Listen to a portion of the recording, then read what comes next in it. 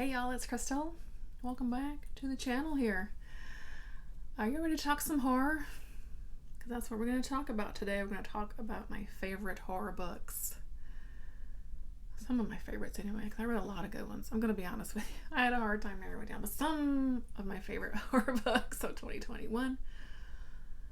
Yeah, I read close to 80, like a little over 80-ish horror books this year. And I had a lot of trouble narrowing it down, but I did the best I could. I did my best, okay? So these are just some that really stuck out of just, ones I still think about, and yeah. So let's jump into it. First up is The Patience of a Dead Man by Michael Clark. This was a fantastic ghost story, very spooky. We've got this, really nasty lady ghost, and this guy, this man who's moved into this house, and he's trying to he's newly divorced, and he's gonna fix it up and resell it, and that kind of thing. This ghost lady has other ideas in mind, and that's all I'm gonna say. It was super spooky. It was one of the better kind of spookier haunted house type stories that I've read. Definitely some spooky scenes. Yeah, very good. Number 17, a recent read, but it made its way onto the list, is Flesh Rehearsal by Brian Bowyer. This is a mix of a sort of serial killer story. We're following a serial killer in LA that they call the Lobotomizer. And then we're also following these other characters, some younger teen characters, as they're making a band. And then a couple of their parents. Lots of drinking and drugs and young people stuff. And then possibly how these two storylines interact, or intersect, maybe is the word I'm looking for. It was fantastic, violent, take no prisoners. I loved it. Love Brian Bowyer. Number 16, Cradleland of Parasites by Sara, Tantlinger. One of the, just a few poetry books that I read this year. And this is a story, these are poems that are based on, a lot of them based on the plague, the Black Plague. But then some of them are just based on viruses and more modern plagues as well. Bit dark, sometimes a bit gruesome. Very good. Highly recommend if you like some dark poetry. Number 15 is Cheat, The Scratches and Severed by Joshua Marsella. I read both of these this year. Scratches going into, it's kind of a ghost story, haunted house kind of story, and I was like, okay, that's pretty good. We've got a middle-aged woman and her teenage son, and they moved into her father's house because her father's just passed away. Her father was a real son of a bitch, and maybe he's still around. But then Severed comes around, and we flash back to the 1970s during the Vietnam War, to when that said son of a bitch father has some time in Vietnam, and his sort of unit is trying to help out this village that, man, there's something going on. That's all I'm gonna say. And once you read Severed, you look at Scratches and you're like, oh, you look at it a little differently, and it really added a new layer to Scratches. And read the both for sure, because they're both fantastic. Number 14 was Before He Wakes by Mark Allen Gunnells. This was kind of a surprise for me. My first thing I read by Mark Allen Gunnells. I dove right into it after seeing an interview with him over on Jason's Weird Reads channel. I'd heard him before, but I was like, oh, I need to read this guy. So I picked this one up, and it was so good. We follow sort of a young guy. He is in college, so he's in his early 20s, and he gets abducted, and then this dude sticks him in his basement. That's all I'm gonna say, actually. It goes from there, and it was so good. It was just kind of it was definitely a good surprise, and to where like I got to read more by Gunnells. And I don't see a lot of people talking about this one, but you've got to read it.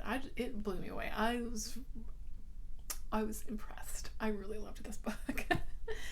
So definitely go check it out. Next up, 13, Goddess of Filth by Castro. Man, I loved this one too. Still love that awesome spine on the spine. So cool. This one is, we follow a sort of group of teenagers, and they get this idea to hold a seance. Look, that's never a good idea. Okay, never a good idea. But perhaps they connect with something, and then perhaps one of these girls becomes possessed. It's so good. It's so good. And I don't even want to go any further than that, because you just need to read and find out what happens. And it's got an amazing cover. Goddess of Filth, V. Castro. Read it if you haven't. Next up, number 12, Last Days by Adam Nevill. This was another kind of surprise for me. This was the very first time I read Adam Nevill, but it had some buzzwords in here, like cult, and I was like, okay, I'm very interested in it. This was one of the book club picks for Rachel for the Shades of Orange's Patreon book club, and maybe I guess my favorite we read this year. I don't know, but it was so good. We're following these two guys. They're a filmmaker and like a cameraman, and they are starting to make this documentary about this old cult. I forgot their name now. I didn't look it up before the video, but anyway, this cult where a lot of people died and all this kind of stuff, and so they are looking into the history of it, but let's just say they end up finding more than they bargained for. There were some super scary scenes in this book for me personally. I know some people probably don't think they're scary, but yeah, I was thoroughly spooked out by this one, and definitely is going to make my list for the year. Number 11, I finally read The Exorcist by William Peter Blatty, and it's as good as everyone says it is. It's so good. Super spooky. Man, some really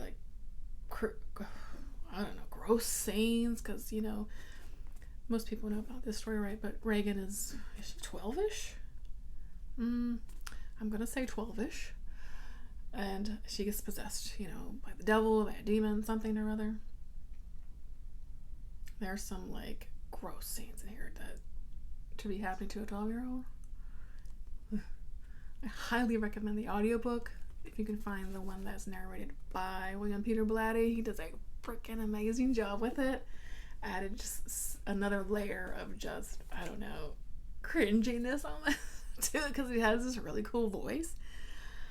But yeah, I'm so glad I finally read this book, and it's good. It's a classic for a reason, And if you like possession stories, I mean, you gotta read the Queen Mother of all possession stories, right? So, The Exorcist, very good. Number 10, My Best Friend's Exorcism by Grady Hendrix, another possession story. Got 3 possession stories on here. That's note to self. But anyway, this one is, again, we're kind of following a group of sort of teen girls as one of them gets possibly possessed, and then the ramifications of all of that. They're at this sort of boarding school. Now, the best friend of the girl that's possessed is actually one of those girls who's more poor, and she's kind of going to the school on a scholarship. So there is you see some dynamics here of class within this town. It's like a southern town, and things like that's going on in here too, and sort of the popular kids with the unpopular kids and all this it's a very layered story. I loved it. I freaking loved this book, and I need to get a copy for my shelf, because I will definitely reread that one. I flipping loved it. Buddy read that one with Kelly from Kelly Hotel Books, and I had a good old time with that one. So yeah, my best friend's Exorcism. Loved it. Oh, number 9. Bit of a surprise too, possibly, but What One Wouldn't Do. This is an anthology. Edited by Scott J. Moses. I read this somewhat recently, October-ish, November-ish maybe. Full of, I mean, fantastic, phenomenal stories that all sort of tackle that question of what would you do, you know, to either bring a lost one, loved one back to your life, or I don't know. I mean, there's all sorts of situations that sort of tackle that question of what one wouldn't do. Some of them are heartbreaking. Some of them are scary, horrific. They are, I mean, I loved all of those stories. It was one of the best anthologies I've read, and highly recommend it. Can't recommend that one enough. It was so good. So good. What One Wouldn't Do. Number 8. Hailey Piper's The Worm and His Kings. Okay. Cosmic horror. Slim little novella. We've got 2 women. They are a couple and they are living in New York City, and this is in the sort of 90s, 1990s. So I was going to say early 90s, yeah. And one of the women goes missing, and so we're all left with Monique trying to find the woman. But this really leads her on a journey through these sort of tunnels of New York City, the gross, grungy underground, and again, she, like a previous book, she finds a little bit more than she probably ever bargained for. It is so good. It is so good. There's this monster. The ending was, I mean, pretty mind-blowing for me personally. I'm not like super knowledgeable about cosmic horror. I don't like hate it or anything, but I've not read a ton of it. But this knocked me off my seat. It was so good. And to have such an impact in a short amount of pages, man, this is when I knew that I loved Hailey Piper. Yeah. So I love it. Read it. What's next? Number 7 is True Crime by Samantha Kolesnik. God, y'all, this book, woo-wee, it is another tough read. We've got 2 siblings. Their mom is a piece of shit, abusive to the daughter, like sexually and like verbally and physically. I mean, oh my gosh, she's like the grossest woman ever. But the daughter, takes things into her own hands one day, and they set out on a little road trip. Murder ensues. They are not well, but they're also just a victim of their circumstance at the same time. It is brutal. This is not an easy read, but it is impactful. Again, it captures so much within a small, like just a little novella, and it's so good. It's so good. Read it. Number 6, the polarizing book of the year. It was a hit for me. Things have gotten worse since we last spoke, by Larocca. My kid's humming. He always hums in my videos, so y'all just have to get used to that. Yeah, this was a hit for me. Again, a little slim thing, but this one hooked me in. We were following 2 women. One woman they've met each other online. This is a very early 2000s. Internet is still kind of new-ish, you know what I mean, as far as meeting people and interacting with people, how we interacted with people on the internet back then. But they kind of connect on a chat forum, and they form this relationship that's a bit dom sub, and basically things get worse, just like the title says. What would you do for a relationship to be taken care of, to be loved? Our main character, I think her name was Agnes. She's a bit of a strange character. We find that she's hard on, she needs some money. She's kind of down and out right now, needing some money. But she also seems to be really lonely and disconnected from like her family. Disconnected, just so we don't have a lot of friends. She seems to be really lonely, and she quickly latches on to this other woman who I'm not remembering her name right now. I'm terrible at names, but anyway. I'm really terrible at names.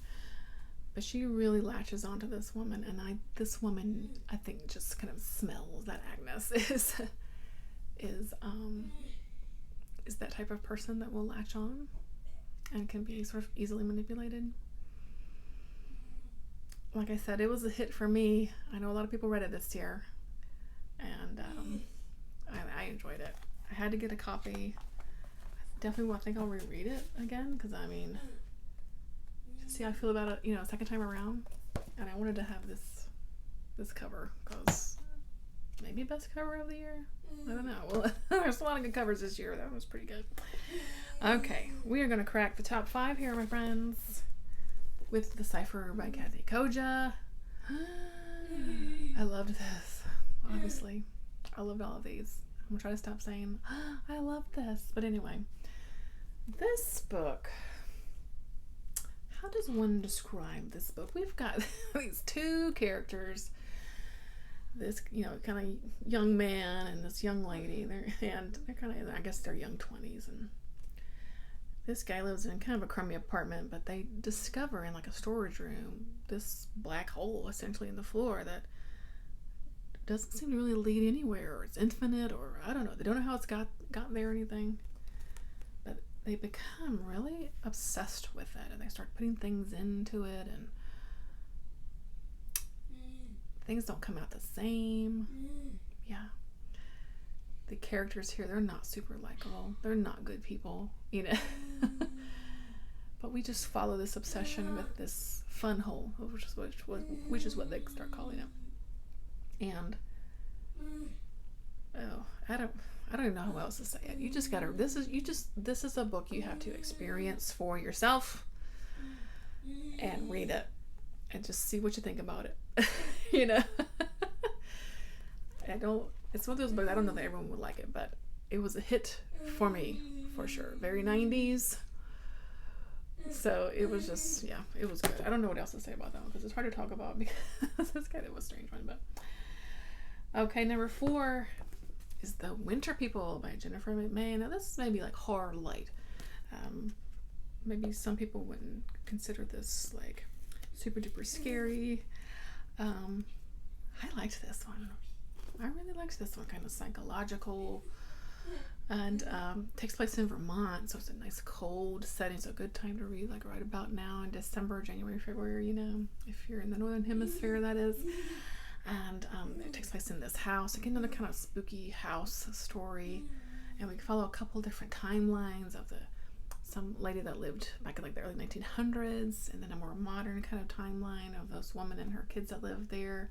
There's a creepy forest, a creepy rock formation, things like lurking in the closets and stuff. That stuff kind of creeps me out personally. So that's why this one was spooky to me, because things like lurking in the shadows and things watching you, that stuff is scary to me. So this was scary for me. Made its way up all the way to number 4 for this year. I loved it. Winter People, Jennifer McMahon. Highly recommend. Ooh, it was good. What's next? Oh, number 3. Another punch in the gut book, Crossroads by Laurel Hightower. Oh man, this is so good. Grief horror. We've got a woman here who has lost her son. He's not like a child, but he's in his young 20s, I think. And he has got a car accident and didn't make it. And so the mom, what's her name? Chris, that's right. She visits his sort of roadside sort of memorial daily.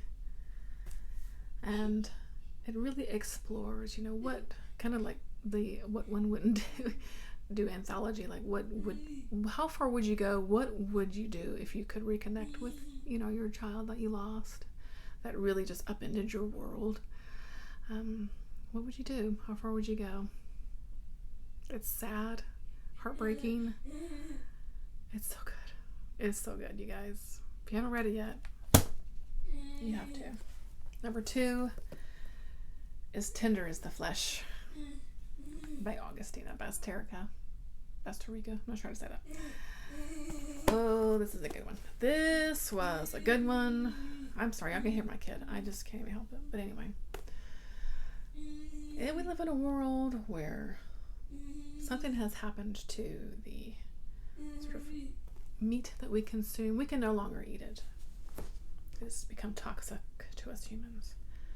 But instead of us saying, okay, we'll no longer have meat and meat products, we'll start farming humans, because that just seems like the logical thing to do. So we follow a man who is sort of runs one of these meat processing plants. Other things happen. I don't even want to say too much about this book, because this, I think, is another book that you just need to experience. You need to experience it for yourself. It makes you think. And it definitely made me think about other things that are meat products. So if you shifted those to human, like think about milk, think about hunting. Yeah, these are things I didn't think about. Leather products. Yeah, it's good, you guys. It's good. There's some brutal scenes in this one too, but it's good. It is good. This one definitely stuck with me. Man, it is good. Yeah. Are you ready for number 1? I'm ready. Because I flippin' love this book. Queen of Teeth by Hailey Piper. I loved this book. I loved this book so much. We are following a woman named Yaya, who is a sort of product, I guess, of this, what would you call it? Not necessarily like experiment. I guess like you would call it like an experiment by this sort of medical company that caused some people to kind of like become chimera, you know, in a way. And so Yaya one morning wakes up and she's got teeth growing in her vagina. She's like, oh, what the hell's going on here? Teeth become tentacles, become other things. It's so good. So it's kind of a sci-fi, kind of a twist, you know, to horror, but oh my gosh, the characters in here. Following Yaya is so great. And then there's a doctor in here.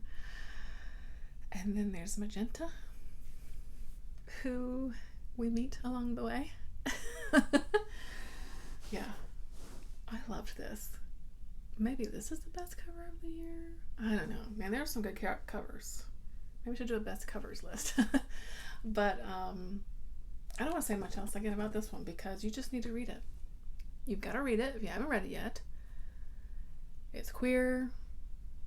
Makes you sort of think about the pharmaceutical industry, bodily autonomy. You know, like, do you own your own body if things that are happening to it are because of a pharmaceutical company? It's good. Makes you think, but it's also kind of a wild ride. It's a kind of a zany monster flick at the same time. It's not a flick, it's a movie, but you know what I mean. Almost a creature feature too. It's got a lot going on, and I loved it. And you should read it if you haven't yet. So that's my number 1. I could have put 20, 30 more books on this list, of course. I had a really good year for horror. And this was a great year for horror in general. And I didn't even read everything that I wanted to. You know what I mean? Gosh, my list just gets longer and longer and longer of all the horror I want to read. So let me know what was some of your favorite horror that you read in 2021. Did you read any of these? Were they your favorites? Or were they not, not what you expected? Let me know. I'd love to hear what your favorite horror books were of 2021. That's going to wrap it up for me today. And I hope that you are doing well. Hope you had a good, spooky 2021. And thanks as always for hanging out with me and, watching these little videos of mine. I ramble and I'm random. I'm sorry, but my kid is always humming in the background. But this is me. Anyway, I'm going to end it here. Thanks for watching, and I'll catch you in the next one. Bye.